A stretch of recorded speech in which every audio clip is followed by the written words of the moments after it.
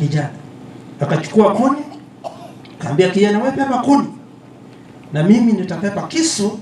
Na msikubali mhubiri wa ukabila. Mimi naona anatembeanga hapa kwenu Ukambani sana. Ile alifukuzwa na huyu Mtuse. Na siku moja huyu Mtuse mtakubaliana na yeye kwamba aliona mbele kabla mtu yote kuona mbele. Tusaidie kama pastors, bishops, kwa njia zenu, hata Wakristo, kutokubali mambo ya ukabila, so that tushirikiane kama Wakenya, tupeleke Kenya iende mbele.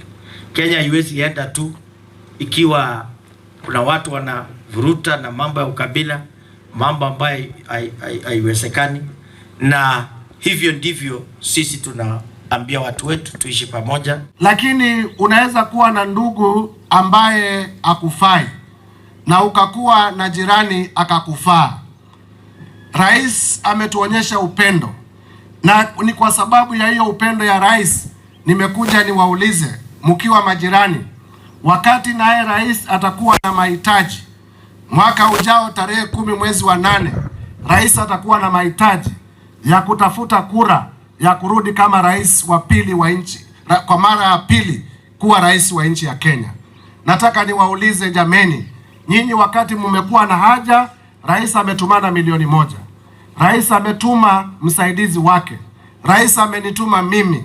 Rais ametuma wabunge wake. Nyinyi mko na haja, akatutuma tukuje kuwasaidia haja. Siku yake ya haja ni mwaka ujao. Mutasimama na yeye ama itakuwa ni porojo? Kama uko na Ruto ni sawa, lakini maendeleo ni muhimu kwetu sisi wote, kwa sababu hiyo ndio tunataka na sisi wote tunalipa ushuru. So mimi nawaomba watu wa Ukambani, tufanye kazi pamoja, tushirikiane pamoja. Kura itakuja na itaisha, because after every 5 years election inakuja na inaisha. Lakini cha muhimu kwa hii miaka 5, wewe kama mtu wa eneo hili, serikali imekufanyia nini? Nipenda nipende, yule atanichukia pia anichukie, ni sawa. Handshake zilikuwa 3. Handshake ya kwanza ilikuwa kati ya William Ruto na Raila Amolo Odinga. Raila akachukua watu wake, akachukulia Joho, akachukua Opiyo Wandayi, akachukua Badi na akachukua Western, akamweka hapa. Uhuru ikaja handshake nyingine ya William Ruto na Uhuru Kenyatta, akapewa mawaziri 3. Why did he consider your son? Alichukua Lee Kinyanjui, akachukua yule gavana wa kitambo wa Kiambu, anaitwa nani yule gavana wa Kiambu? Kabogo. Akachukua Mutahi Kagwe, akawaweka kwa serikali.